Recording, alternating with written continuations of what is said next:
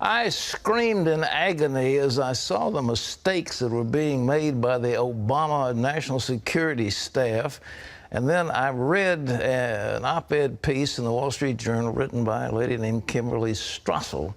And what it did was show the biography of the top national security people who advised the president. First of all, they're children. Secondly of all, they have no foreign policy experience, and several of them are political speech writers.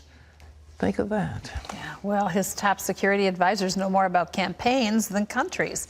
Critics say they're putting our nation at risk. Jennifer Wishon has the story. After the latest questions to plague the White House, many Americans are wondering, did the president know Sergeant Bo Bergdahl may have deserted his post? Was he warned about the national security implications of releasing 5 high-ranking Taliban operatives? And could his White House announcement with Bergdahl's parents have been a political smokescreen to reduce heat over the Veterans Affairs scandal? Some analysts place blame for the president's foreign policy problems at the feet of his National Security Council. Under President Obama, we have about the most political National Security Council we've ever seen. Paul Bonicelli worked closely with George W. Bush's team. Started by President Truman, the council is made up of the president, vice president, certain cabinet secretaries, top military brass and intelligence officials, along with the president's national security advisors, chief of staff, and other administration insiders. Its purpose? Advise the commander-in-chief on tough realities and offer loyal opposition on heavy decisions.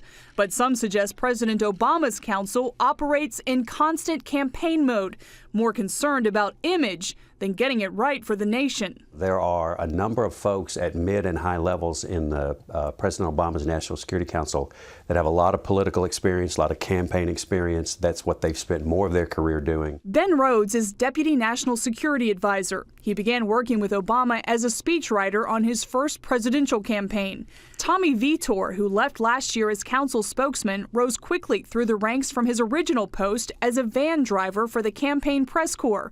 He recently made this gaffe on Fox News regarding the Benghazi terror attack. Dude, this was like 2 years ago. We're still talking about the most mundane it is the thing process that everybody is talking about. According to Bonicelli, the Benghazi aftermath provides a perfect example of a politically driven foreign policy team. The primary people who are supposed to be advising the president on national security when something like Benghazi happens are actually writing emails to everybody and say, blame it on a video. That's pure politics. That has nothing to do with national security. Overall, Americans don't like what they see. A Washington Post ABC News poll finds just 41% approve of the president's handling of foreign policy. His first national security advisor, General James Jones, left after just 2 years, reportedly finding the politics unbearable. In a Wall Street Journal column focused on the Obama NSC, it's reported that former campaign manager and advisor David Plouffe was called at one point to help in discussing possible military involvement in Syria. Conversely, according to Bonicelli, the president's closest security advisors don't trust or have close relationships with the military.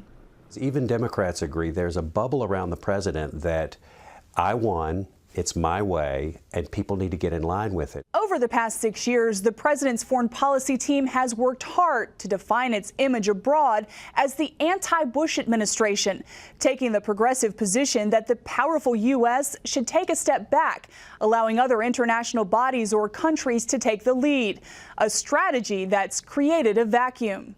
It leads to Vladimir Putin doing what he wants to do. It leads to the Chinese rattling sabers in the South China Sea. And so I don't expect a change over the next 2 years. I expect them to continue down this path, and we'll probably have a lot more of the bungling.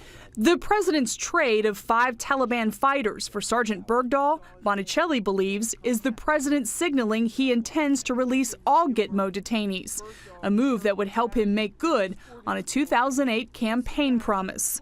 Jennifer Wishon, CBN News, Washington. Excellent piece, Jennifer. And ladies and gentlemen, there's laid out for you in graphic detail a group of incompetents who are politicians, and that's all they think about is how to make the president look good, because they're speechwriters, they're campaign operatives. One was driving the press. He's a chauffeur, and now he's like a national security advisor. Come off it.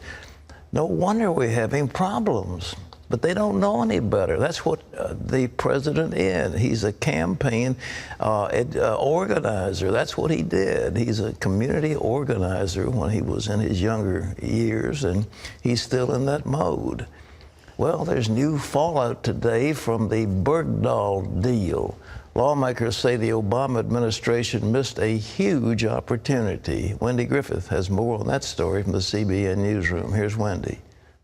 Pat, top leaders in Congress want answers about the prisoner swap that set 5 Taliban leaders free in exchange for captured U.S. soldier Bo Bergdahl. Democrat Senator Dianne Feinstein heads the Senate Intelligence Committee. Republican Mike Rogers chairs the House Intelligence Committee. The New York Times reports both want to know why the administration did not press for a better deal with the Taliban to release those high-value captives, including an agreement to end its role in international terrorism and seek unity with the Afghan government. This was the wrong message at the wrong time, and we are going to pay for this decision for years. We negotiated with the terrorist Haqqani network. Oh, and by the way, this happened before the election even occurred. This weekend, the Taliban tried to assassinate one of the political leaders, Abdullah, who's running for office in Afghanistan. I think this whole sort of deal has been one that the administration has kept very close, and in the eyes of many of us, too close. Meanwhile, Secretary of State John Kerry is defending the deal. He says that while the Taliban leaders might go back to the battlefield, the U.S. can and will take action against them. The Pakistani Taliban claims responsibility for a deadly attack on an airport in Karachi. The 5-hour assault started late Sunday. Gunmen disguised as police officers opened fire using machine guns and rocket launchers. 18 people were killed in several hours of fighting before police finally got control. The 10 gunmen were also killed. The Taliban says the attack was revenge for the death of a Taliban chief who was killed in a drone strike last November and warns more attacks are coming. Pope Francis says he hopes his prayer summit with Israeli and Palestinian leaders will bring peace in the Middle East. Francis says too many children have been killed by war, and it's time to say no to conflict. During the event, Jewish, Christian, and Muslim prayers were offered in the Vatican gardens. It's the first time in history that Muslim prayer and Quran readings were held at the Vatican. Israeli President Shimon Peres and Palestinian President Mahmoud Abbas both attended that event. Las Vegas police are still trying to pinpoint a clear motive for the shooting spree that killed 2 of their own officers Sunday. There are reports the ambush was politically motivated, and the shooter shouted, "This is the start of a revolution," before opening fire. Our Caitlin Burke has details. The ambush happened on Sunday afternoon at a Las Vegas pizza shop. It's a tragic day. It's a very, very difficult day. Officers Alan Beck and Igor Soldo were eating lunch when a man and woman walked in and opened fire. The married couple, thought to be in their 20s, aimed their guns at the officers while other customers ducked for cover. Officer Beck was a senior patrol officer with a wife and 3 children. Soldo joined the force in 2006. He was married with a baby. Investigators say one of them did attempt to fire back. I saw their gun in their hand, and he just told me to tell the cops that it was a revolution. The Las Vegas Review is reporting that police are looking into a possible link to the white supremacy. The couple is said to have draped the murdered officers with a Revolutionary War-era flag with a yellow banner, a coiled snake, and the words, "Don't tread on me." The suspects took the officers' weapons and some ammunition from them on the way out the door and made a statement, something to the effect of, "This is a revolution." From there, the man and woman ran across the street to a Walmart and shot and killed a 3rd person. Officers caught up with them at the back of the store. That's where police say the 2 carried out a suicide pact. A short time later, more shots were heard. Preliminary appears the female suspect shot the male suspect, then took her own life. Las Vegas police spent much of the night searching an apartment for information and evidence, as they still struggle to understand what motivated the deadly attack. Caitlin Burke, CBN News. Thanks, Caitlin. Well, a pro-life advocacy group is calling on the Commonwealth of Virginia to shut down 2 abortion clinics. They're owned and operated by this man, Dr. Stephen Brigham. Brigham has a long history of botched abortions and medical malpractice in multiple states. Here we have a doctor who has now lost his license, had it suspended, revoked in multiple states. He's been caught lying under oath and had disciplinary actions. In fact, he's even had murder charges. We view this person as unfit to own an abortion clinic here in Virginia. Victoria Cobb calls Stephen Brigham another Kermit Gosnell. Gosnell, you'll recall, is the former Pennsylvania doctor convicted in 2013 of murdering 3 infants born alive during abortion procedures. Cobb is calling on Virginia Governor Terry McAuliffe to shut down Brigham's clinics. Need an immune system boost? A new study finds that fasting for about 3 days could actually regenerate your entire immune system. Fasting diets have been criticized in the past, but scientists at the University of Southern California discovered that fasting several days can trigger the body to start producing new white blood cells. They say more research is needed, but fasting could lead to healthier aging, better results from chemotherapy, and help people with autoimmunity disorders. And Pat, as believers, we know that fasting has a lot of spiritual benefits as well. Well, that, of course, is in the Bible, and I think that this is the finding. And our dear friend Chauncey Crandall has advocated fasting for some time. It's very, very beneficial. I wouldn't overdo it, but 2 or 3 day fast, the body begins to trigger itself to defend itself again. And you not only cleanse, but it provides new antibodies, and it gets rid of some of the old. So it's not a bad thing, but for the first time out, it's not easy because you might get a headache, especially if you're used to drinking a lot of coffee. Well, that's very interesting. The whole thing is interesting. We didn't mention the fact in the tennis. If you like tennis, Rafa Nadal won the French Open, beat Djokovic. And were you surprised that Chrome did not win the... Not really. I tell you that Christophe Clement is a French trainer who trains distance horses for running on the grass and things, and his horse won, and it was a distance of 1.5 miles, and it's a...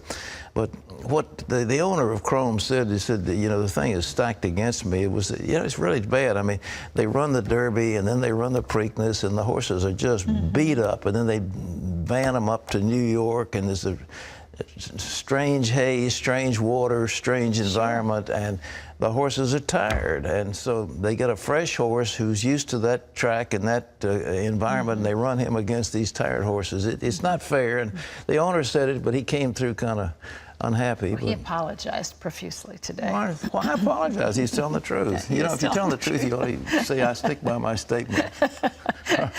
In Canada, Quebec has adopted a bill legalizing assisted suicide. It's the first legislation of its kind in that nation. Patients would have to repeatedly ask a doctor to end their lives based on unbearable physical or psychological suffering. They would have to be deemed mentally sound at the time of the request. Canada's federal government says it could challenge the law. Assisted suicide and euthanasia are illegal under the country's criminal code, and the government insists it has no intention of changing that. CBN's daily Hindi language program, 700 Club program, recently reached an audience of 230,000. The show airs on a major national network in India. That episode dealt with issues of hopelessness and abuse. This year, the Prayer Center has handled 4,000 phone calls and 1,600 text messages each month. One viewer sent a text that read, "My parents were estranged for the past 3 years. Since we began watching the show and joined a prayer group, the Lord has blessed us. My parents are talking to each other again, and I am recovering from my illness."